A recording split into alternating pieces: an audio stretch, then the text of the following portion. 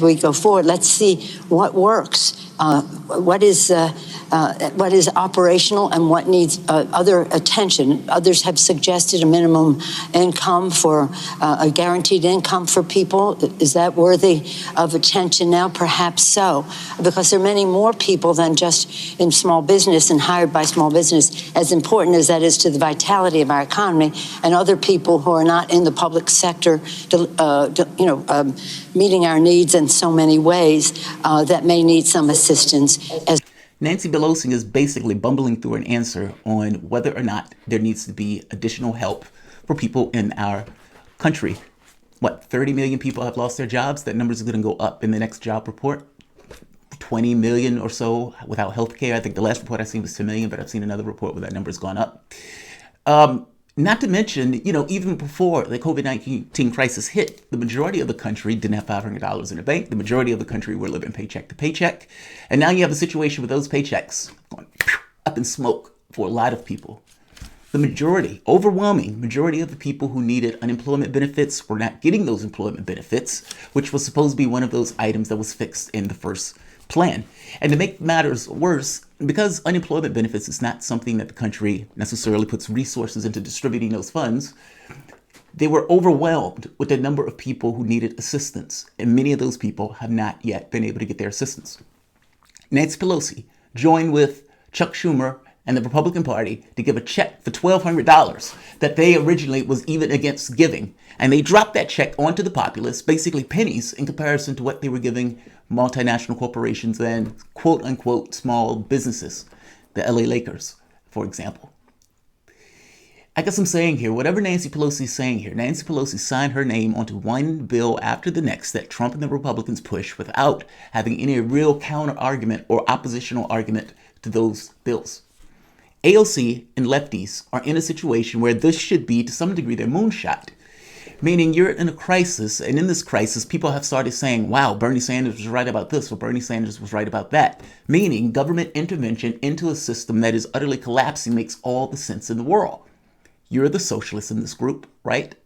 You guys have been the loudest voices in the room for a while, right? And yet, you don't see the imprints of Jayapal or AOC or any of these other progressive members on these bills. These bills have basically been right-wing Democrat and Republican bills. Politico came out with a really interesting argument or really interesting article that basically said the left struggles in the coronavirus fight. Meaning lefties who have all of these big progressive ideas that they want to get accomplished, especially in the middle of a crisis like this. Again, this is the left, after all. We are the people who are supposed to be able to ameliorate the hard edges of our society, especially when society hit the bricks. We are philosophically bound to deal with the general welfare of the population again when our society hit the skids. AOC is one of those people who, I understand people criticize her, and I've probably criticized her myself, but I do think she has a core about her where she actually philosophically believes that she, in that role, is supposed to do what's best for her constituencies. And in doing so, she's stuck in this political space where all the incentives go towards backing inferior bills. What do I mean by that? If you're in dire straits, and while you're in dire straits, I say, hey, I'm going to throw you some pennies. Yes, I'm giving these guys trillions, but I'm going to throw you some pennies. Do you turn the pennies away? And if you do turn the pennies away and you say, well, no, the pennies aren't enough. And then the other party turns around and say, you're blocking our relief efforts. You don't believe me? The Republican Party did just that and put out an effective attack ad on Nancy Pelosi for doing just that. There's a politics to it. It's somewhat difficult to go against the political current when both parties are just saying, okay, fine, we'll take whatever you give us. Let's do the attack ad. Turn now to that $350 billion fund to help small businesses and its workers get through the shutdown. It will be up to Congress to restock it. But Democrats blocking that move this morning. They asked for $250 billion in 48 hours. I said, well, I don't think so. They objected, and I congratulate the Senate Democrats. Speaker Pelosi, what are you going to share with us from your home? Chocolate candy. Thousands have been forced to wait for hours at food banks all across the country. This is chocolate, and then we have some other chocolate here. We just got it restocked with the ice cream. You don't want to eat up everything all at one time. I can't do it much longer. I'm trying so hard. We were, shall we say, enjoying having a... Now, let's be very clear here. They're giving pennies away. This is an effective attack ad because Nancy Pelosi was dancing in front of that $12,000 fridge when people in her state, 50% of the people in Los Angeles have lost their jobs and are in these kind of modern breadlines. My basic point here is the political pressure is this kind of argument, this implicit argument around a particular issue that forces people to go in a particular direction or incentivizes people to go in one direction or the other. In this case, because of the havoc that was caused in our society with the COVID-19 virus, either health or economy, this little help that these guys were willing to give, they were able to use the leverage of saying, hey, we're trying to help you and the Democrats are trying to stop you as a wedge to essentially beat Nancy Pelosi and Democrats over the head. That only works, however, because there is no countervailing argument that is coming from the House to go up against stuff like this. Meaning just saying no allows you to be hit with this, but having your own point of view, your own argument, your own framing of the world and how to deal with the virus that is separate and distinct from what they're trying to put out in the Senate gives you a talking point and a platform by which to stand on to give comparison between the two. That never happened. You just had basically Democrats almost lockstep going along with whatever Trump and the Republicans have pushed. AOC deserves a lot of credit for that last vote. Like I said, the incentive here is to go along with her party, even when the party is backing inferior bills that don't necessarily do the job.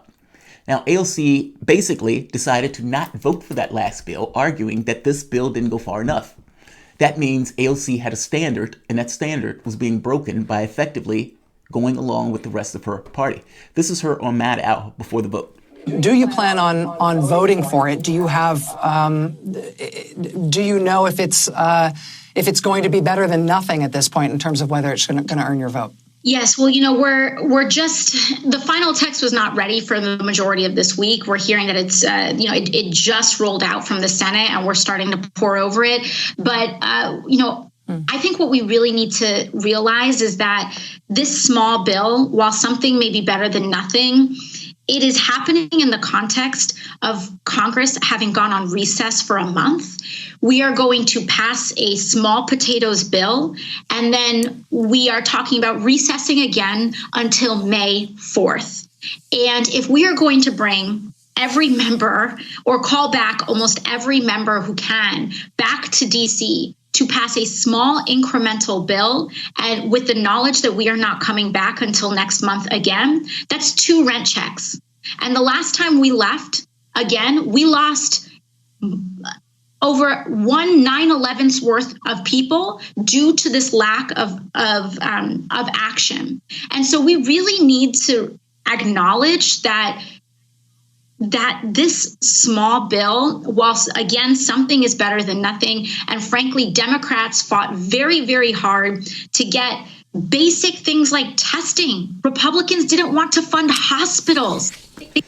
Part of the reasons that Republicans do that is for basically political reasons. If I take the position that, look, I'm not going to fund hospitals, I'm not going to fund testing, these are the things that I want. Well, right then and there, you force the other party to say, well, wait a minute, I do want to fund hospitals, I do want to fund this. But those things are just natural things that you should fund anyway if you have good sense in regards to trying to take care of your population. The fact that Democrats ended up fighting for things that should have just implicitly been in the bill, and that was the thing that they got out of it, it's just sad politics. AOC is right. The catch here is AOC couldn't convince anyone else in her party to go along with her point of view, even though her point of view is right. You guys are passing another bill. This bill is going to go to add additional money to a basic program, but you're not covering hospitals. You're not covering additional money for states. You're not getting a rent freeze. You're not giving additional stimulus checks. You're not doing things dealing with the healthcare system. You're not doing any of that stuff. You guys are doing things entirely for small business while throwing pennies at the population. And I hope you heard what Matt Al said. Isn't something better than nothing? Which is my point. Here are a bunch of pennies. Are those pennies better than nothing? Maybe, but is pennies adequate in order to do this particular job? And why are you throwing me pennies and throwing these guys dollars? There's an argument to be made here that how we have gone about this has been screwy and has been organized for the interests of the owner class, not necessarily us. The Democratic Party and the Republican Party has been lockstep in going along with this stuff. AOC finally broke away from it, saying, this is my standard. I am not going along with you if you're going to push a bill knowing that you're going to leave on recess and you're going to just leave the people left to their own devices in drastic conditions. AOC, when getting the opportunity to make this vote, says this. She should have gotten credit for this, more credit than I think she got. Recognized for 30 seconds. Thank you, Madam Speaker. And on behalf of my constituents in the Bronx and Queens, New York's 14th Congressional District, the most impacted district in America, calling people, losing their families every day. It is a joke when Republicans say that they have urgency around this bill. The only folks that they have urgency around are folks like Ruth's Chris Steakhouse and Shake Shack. Those are the people getting assistance in this bill. You are not trying to fix this bill for mom and pops. And we have to fight to fund hospitals, fighting to fund testing. That is what we're fighting for in this bill. It is unconscionable. If you had urgency, you would legislate like rent was due on May 1st and make sure that we include rent and mortgage relief for our constituents. Thank you. AOC is right, and yet you don't see her influence and the left's influence in that bill. This bill had none of those things that AOC had just mentioned or talked about. The question is why? Why does the left lose in this way? You're in the middle of a corona fight. They've had 3 bills. One bill was inadequate. The other bill was inadequate. The third bill was inadequate. And only the first bill dealt with anything dealing with the population itself and the difficulties that the population were facing. The other bills, not so much. In fact, Mitch McConnell, after that last bill, basically said, yep, we're good. Nothing else is going to come out of the Senate from this point. So the population can go fuck themselves. This is where we're standing. The question is, why has the left failed so miserably to get their political agenda accomplished, even in the middle of a pandemic? And my argument is the reason they fail is exactly the same reason why Sanders lost. They continually associate themselves with the party, and they are neutered just based on the incentives in the party politic structure. If AOC wanted to get anything accomplished, if those lefties in the Congressional Black Caucus or the Congressional Progressive Caucus, or those guys in the Senate, if any of them want to get those things accomplished, they need to stop viewing themselves as being part of the Democratic Party and Democratic establishment, and the people who support them needs to do the exact same thing. And when they make a vote, that vote need to be contingent on policy grounds, not this notion of them just going along with the party for X or Y. Policy grounds. That is not something that can be done entirely in the political space. That takes something going outside of the political space. When Sanders, AOC, and all of these other Democrats are going to shuck and jive to try to get you to vote for Joe Biden or whatever random Democrat, it's the same process that's taking place in the House and in the Senate when these guys are going lockstep, voting for a bill that they entirely know is inadequate. The problem I think that AOC has is that she's looking at the world differently than I think the establishment Democrats are looking at the world. Whether I'm right or wrong in my analysis of how I think the establishment Democrats are viewing our society and viewing our world, it's less important than the results of their actions. Meaning, whether I'm right or wrong is secondary to whether or not how I'm describing the world in regards to my framework is what is actually taking place in the larger world. In this case, the Democratic Party is paid for by the same owner class that pays the Republican Party. That owner class wants to get back to work. They want to get back to making their dollars. They hate this notion of the economy being shut down. To some degree, this dovetails with Trump, who also hates the fact that the economy is shut down because he was using the economy as one of his touchstones for his presidential run. Beyond that point, the Democratic Party, just like I said, paid by the same owner class, has no incentive to give UBIs and all of these other things, because all of those things would allow workers to be less vulnerable during the time frame to which we are dealing with the virus. Meaning, if you made people whole while they were at home, if you paid for their health care, if you paid for their $2,000 or gave them a certain amount of income based on what they were making before, those people will not be vulnerable. Those people will not have to agitate to immediately open those businesses, and those people can stay at home for the duration of 2 or 3 months until this virus blows over. By not doing that, you create a system of desperation where these people are desperate to have a job. Some of these people are going to go out and agitate, and with the Republican administrations and Trump and Republicans working behind the scenes in order to kind of create these groups, these astroturf groups to get these people to reopen the system, the economy, well, that creates a certain political pressure, not just on the population itself who's desperate to get resources and to get money in order to pay for rent and all of these other resources that the government, for the most part, have left these guys alone to pay for and to fend for themselves on. But it creates hysteria in the population. I don't believe for a moment that the Democratic Party wants the UBIs, or for that matter, wants the public less vulnerable any more than the Republican Party. And Nancy Pelosi going along with the Republican Party on this allows her to sit back, allows Trump and Republicans to run with a policy that she probably already agrees with. My point here is that AOC is looking at the world from the standpoint of how do we do what's best for the society. They are looking at the standpoint of we are paid by the 1%, we are going to act whether it's in the best interest of the 1%, whether that's taking care of the 1% in these bills that came out while giving pennies to the population, or for that matter, giving additional funds, nearly $500 billion in order to refund the program while continuously ignoring the needs of the population. AOC needs to stop functioning entirely as a Democrat. Call yourself a new Democrat, whatever you want to call yourself. But if you're looking at this from the standpoint of just policy, I am representing this policy, you're going to get my support, whether or not you support this policy or not. And all of her supporters, all of those people who follow her on Facebook, all of those people who follow her on Twitter, all of those people who come to those rallies, come to the same conclusion that what you want from a policy standpoint would never get accomplished, functioning entirely in the Democratic Party. And if you want to get anything accomplished, you need the leverage of having millions of people out there making the point that we will support or not support you. We will actively campaign to make you lose if you are not willing to support this agenda, whatever that agenda is. That is not attached to party, that's not attached to anything. I'm making the point that if you, meaning burners, lefties, independents, whoever, if you fully believe in Medicare for all, if you fully believe that they need to pass student debt reform, meaning getting rid of student debt, if you truly believe that they need to expand Social Security so when people get older and after giving all of their energies and their intellectual powers to making our economy and system better in some way, that they are vulnerable perpetually when they get older.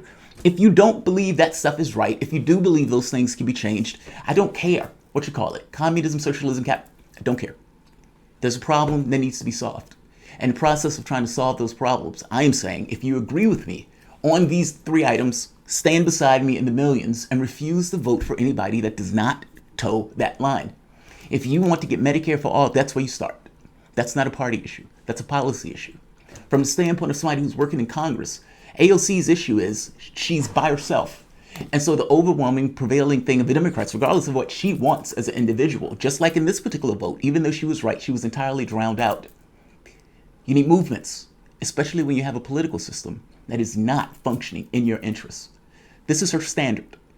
For the longest time, Democrats, lefties, have not had standards. Bill Clinton destroys welfare, no standards. Bill Clinton destroys Glass-Steagall, no standards. Bill Clinton destroys the Telecommunication Act, no standards. None of these situations were lefties saying, okay, yeah, I'm done. Making a standard and a line in the ground saying, I will not go beyond this point. Right now, you have Democrats lining up behind a guy that's been allegedly accused of rape credibly, with multiple sources coming out backing up the woman's story. Every last Democrat who lined up against for Ford is now saying Joe Biden is entirely innocent and we stand with Joe, we trust Joe. How weird that is. How lack of integrity that process is. And yet this is where we are. The left needs to stop identifying themselves with Democrats.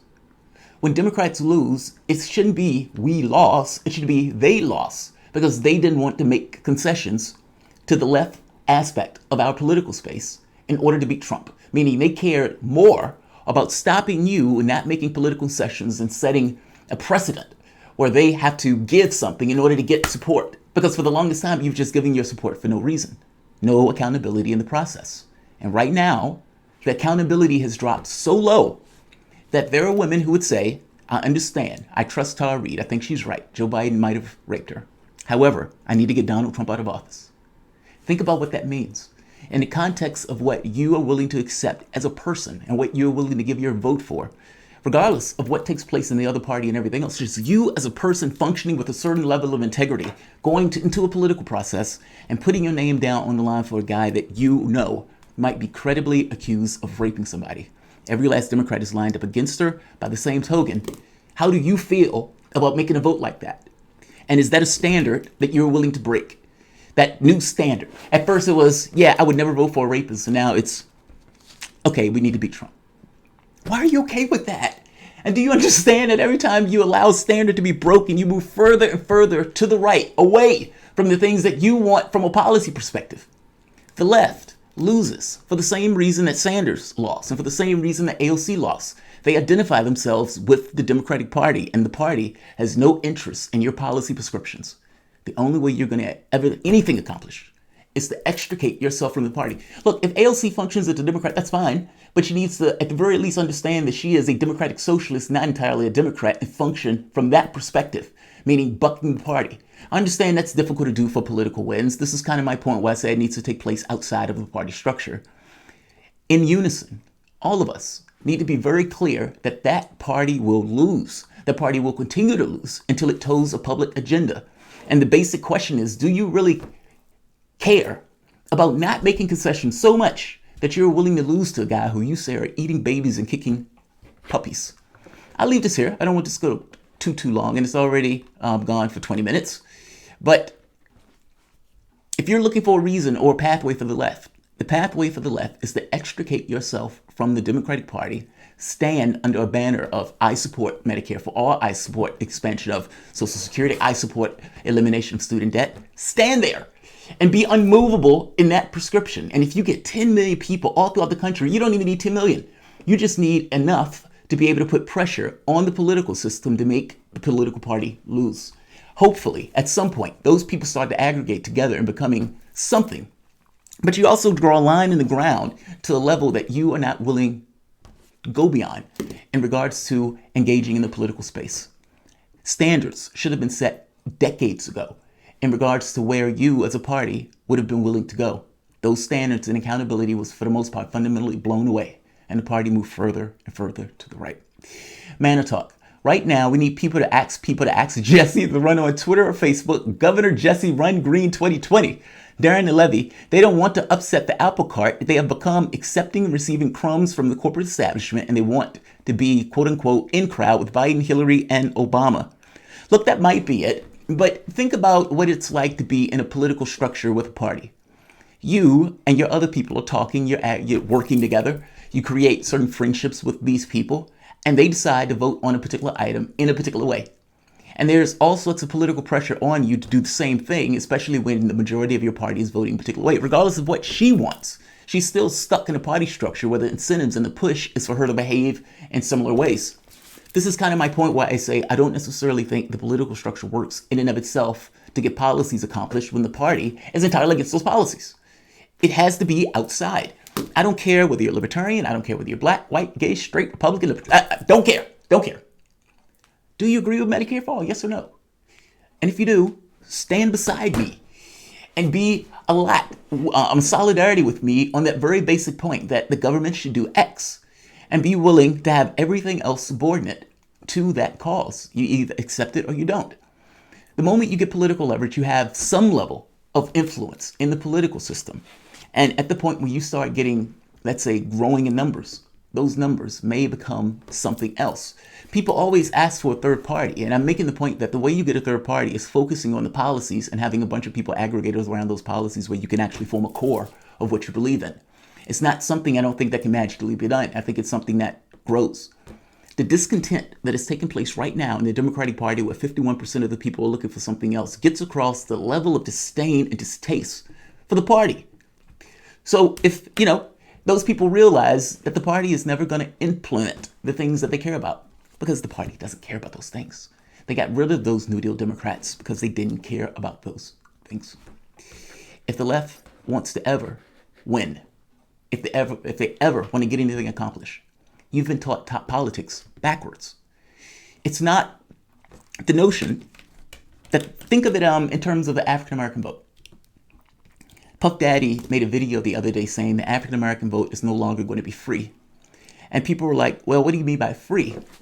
What Puff Daddy is basically making the point of is blacks vote Democrat like 90% on any random year.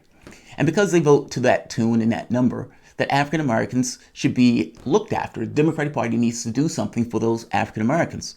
So Lena Maxwell on MSNBC made a similar point, saying, black women are the heart of the Democratic Party, and Joe Biden needs to throw a bone to the black women in that party by putting somebody who's black and a woman as the VP.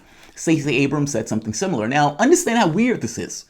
Obama was black. He gave 95% of the income to the top 1%. He let homeowners go bust. He didn't do anything about the Flint water where other African Americans that enthusiastically voted for him were drinking from that was laced with lead.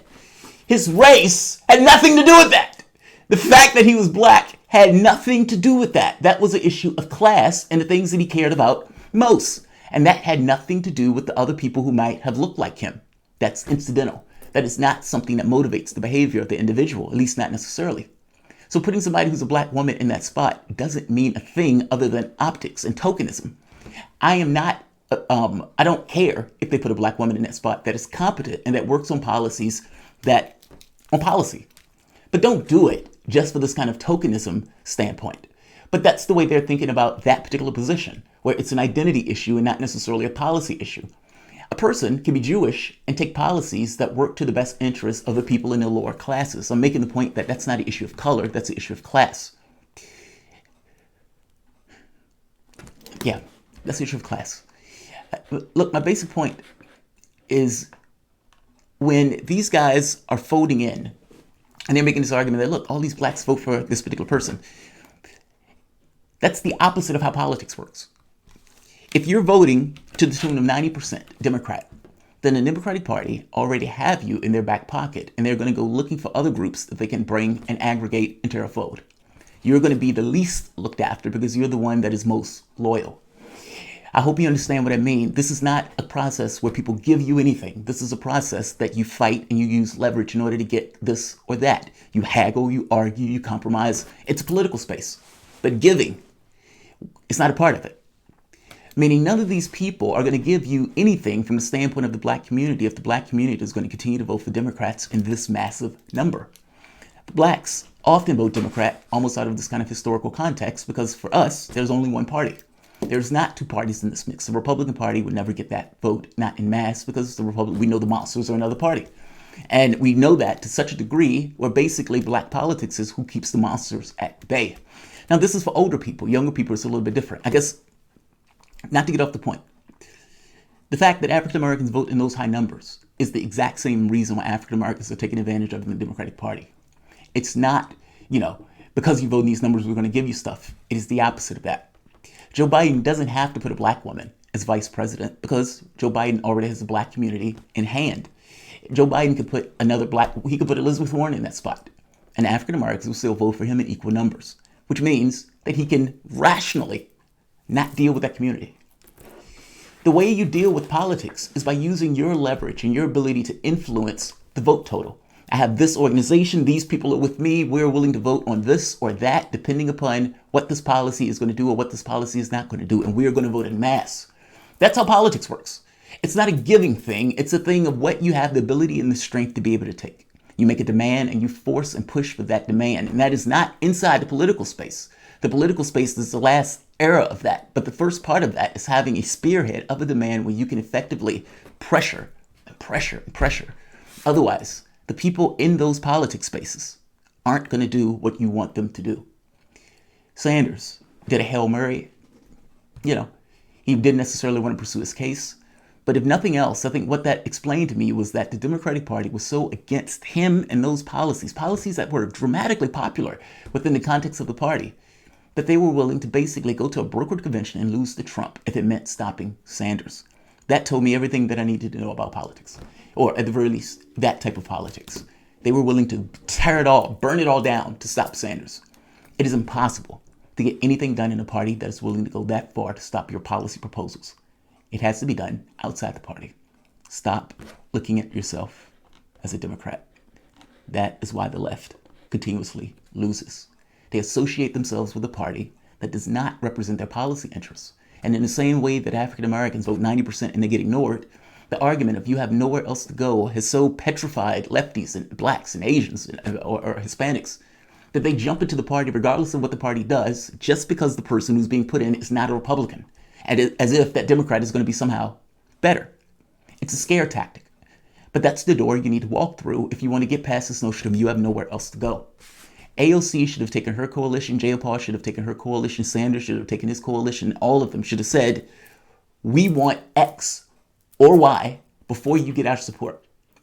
Neither one of them, any of them, would ever do that or could potentially ever do that, even though they have the capacity to do it. When those youth organizations put out the thing saying, you get our support if you support these policies. And Biden didn't think anything of it. Why? Because despite having $100 million, unless you're going to use that $100 million to go after Joe Biden to try to make Joe Biden lose for not backing your policy, then it doesn't matter. It's not a demand, it's a request, and it's a request that's going to get ignored. Your politics needs to sharpen. You need to be far more brutal in the way you go about your politics. And what I mean by that is not a physical thing, but more so a thing of being able to withhold support or go after people who don't toe your line within the party. Your argument and your fight, believe it or not, is within the context of the Democratic Party. The Republican Party is another fight. They're never going to get you what you want. But from a philosophical standpoint, in the way that the Democratic Party talk, they are responsible. Meaning lefties who are in this party who are burners need to literally extricate themselves from the party if they ever believe anything is going to get done. It sounds counterintuitive, I know, but it makes all the sense in the world. If you are ensconced in a party that you, for the most part, just ideologically vote for, that party can do whatever it wants because you're staying with them for tribal reasons, not for ideological or political or policy reasons. The moment that you shift your tenor and say, well, no, I'm not put up this party, I just want these policies, it changes. The numbers that are associated with that party drains. It makes them that much harder to win. Now, you can say they don't care about winning, but I don't necessarily agree with that. I think they do care about winning. There's also an issue of the moment that these people start to aggregate together and they start talking more, the potential for a new party to erupt becomes that much more succinct, considering that these people are functioning across multiple states. Your pathway to salvation is to extricate yourself from the Democratic Party. Stand in solidarity on the policies that you want. If the party loses, that party loses. That has nothing to do with you. You're very clear in stating your terms that these are the things that we want in order to get our support. The Democratic Party lost by very few votes in certain states. I think Wisconsin, I think even like Michigan or something like that. So millions are not necessarily needed. Hundreds of thousands could actually have an impact. This is where you start. If they say you made us lose, then say goddamn right we did and we're going to keep making you lose. Don't take the weak perspective of being blamed for a loss. Accept the fact that they did not take on your policy proposals, ergo, that they lost. That loss is on them. They could have came and got my vote. They didn't come and get my vote, so they lost. It's a different way of framing and talking about it, and it's a way of talking about it where you're not functioning within the context of the party, but you're functioning in this notion of these are the policies that I want. It's a difference. It's like the civil rights movement or the human rights movement or the gay rights movement. It's a very specific objective that you're trying to accomplish, and you use it as a tip of the spear to continuously pressure the system to get what you want. I'm saying that is the way that the left needs to go. Sanders, AOC, all of these people who are sheepdogging people into the Democratic Party are doing the opposite of what the left needs to be doing right now. I know all of them work in the party and all of them are terrified of Trump. But at some point, you need to draw a line in the sand of what you're willing to accept and what you're not willing to accept. And 20 years ago, I think it would have been pretty difficult if somebody said, hey, at some point, you guys are going to start accepting people who are considered to be rapists. They would say, no way, we would never get that bad. We would never get that bad where we'd accept somebody who is considered to be a rapist. Yes, you have gotten that bad. Year after year after year, you were told you have nowhere else to go. And you said, okay. And in saying, okay, it allowed the Democratic Party to do whatever they wanted, put in whoever they wanted, move further and further to the right, take more and more cash, work more and more towards corporate interests, until you have two parties that are captured by corporations that talk slightly differently, but are effectively just two wings of the same bird. And yet, the tribalism still takes place, where people try to act as if these parties are somehow drastically or dramatically different. They are not. I'm sorry, they're not. They don't like you. They don't care about you. How is that not, apparent just in the way that they behaved even with this particular crisis? Lefties who fold themselves into the party are doing a disservice to other lefties. Whether you can find another party is less important than the ability to extricate yourself from that party and being able to stand in solidarity with other people who agree that, yes, we should have Medicare for all. Yes, we have expansion of Social Security. Yes, we should get rid of student debt. And make your policy demands. Put up 5 and allow other people who are in all across the United States who just agree with those specific demands to back you on that and being willing to make you win or lose. That is political power, and that is your key to getting through. The next step for the left starts there. I understand Sanders is out of it. That's fine. I understand Sanders is sheepdogging for the Democratic Party. That's unfortunate. I understand that some of these other groups are still pushing for democratic politics. I understand that's unfortunate. Some of these lefties have fallen. Unfortunate. But they're wrong. They're all wrong. Especially if the goal and the objective is to get policy accomplished. They're terrified of Trump. But the problem here is not Trump. The problem here is a framework where these guys are not able to have an honest, fair election in order to get somebody over the finish line and then put forth an inferior candidate that's going to get the stuffing beat out of them. That party, yeah, you're not going to find salvation in that party. That's all. That's all. And anybody who's trying to put people in the party is doing the opposite of what needs to be done. This is the moment where you issue demands and you do it in mass. And unfortunately, you don't have somebody like a Sanders or a person who has a lightning rod of support where you can kind of focus that lens on, because Sanders gave over his leverage on day one. But that's what's necessary. That's what's needed. And it needs to be done where it's a web across the United States. All of those supporters of Sanders, every last one of those supporters, those 10 million people stood up and said, you know what? I'm not voting for anybody that doesn't do X, Y, or Z in any of these states, and let it fall where it may. Now, the party itself, how many losses can that party take before that party implodes? And how many losses can it take before that party, somebody pops their head up and say, okay, I'll do the X or I'll do Y? I'm saying that's the level of politics that they were using against you in that primary. And that's the level of politics you need to be willing to go in order to get anything you want to accomplish. Credibility is entirely associated with your ability to actually do and use leverage. And without the ability to do that, nobody is going to care what your suggestions are. The left is always whining about, oh, they're not listening to me. No, they don't have to, because you vote for them regardless. Oh, I can't believe the party is doing X or Y. No, they don't have to be. I can't believe they're so inept. Yes, they're inept because there's been no accountability in the political process. So the people that you put in there, not because they could do something, but because of who they weren't. Now you're in a situation where you need them to actually do something and act. And they're inept. I'll leave it here.